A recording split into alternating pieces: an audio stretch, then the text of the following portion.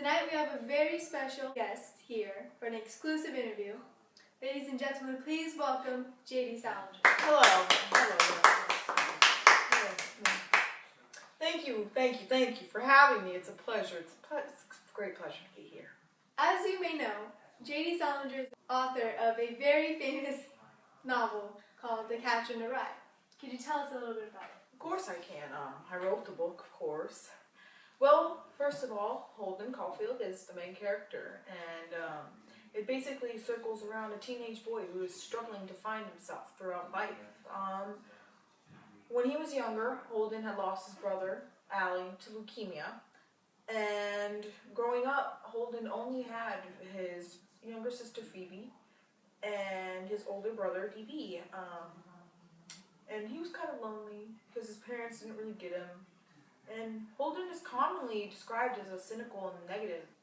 He calls people out on their phoniness and views things in the way most people don't. So, what did Allie's death mean to Holden? How was he affected? Obviously, Holden is very emotional about his brother's death, of how tragic it was. And Holden describes Allie as a very cheerful and intelligent, youthful younger brother, and he was a loving and perfect in every way to Holden.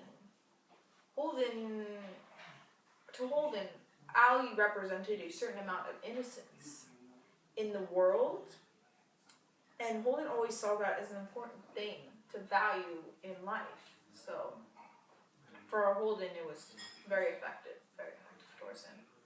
There's actually a part in the book where he punches a window and hurts his hand. Wow. So what about Phoebe? Besides his sister, what is she to Holden? Well, Phoebe, okay.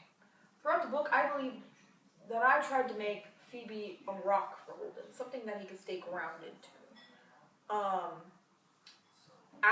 After Allie's death, Phoebe was pretty much the only person that was there for Holden, and Holden took on to Phoebe, and that represented the new innocence in Holden's life. That's interesting. Like you said before, Holden is a very cynical, and he has a lot of opinions, if you want to put it that way, about a lot of things. Do you think there's a reason why he sees things in such a negative way? There is no reason, I don't think, behind it. I think it was just the proper way to write this book of what the character had been going through this whole entire time, and I think it's a way that people can really connect with it, because if we write how we speak, then I think more people would understand, because I think I wrote through this book that I wrote how I really do speak. So it's more of a way for the readers to understand, like Holden's perspective and how he's reaching out to them. Yes. Okay. So a lot of our readers say that this book is really full of symbolism. Oh yes. Yes. Is there any unique symbol that people may not have noticed, or? There's a really big one that you would think would have been obvious to my readers who have read this book that's been out for so long. It's not the title. It's actually his name itself.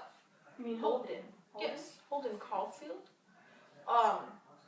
There's actually, his name, Holden, means to hold on. As it sounds, but to hold on. And Caulfield represents the blindness.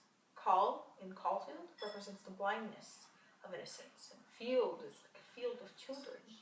So Holden, hold on to the children's innocence, which Holden throughout this whole book is representing, that he wants to hold on to the innocence that he always tried to capture as a child. That is a major symbol that many people do not find or understand.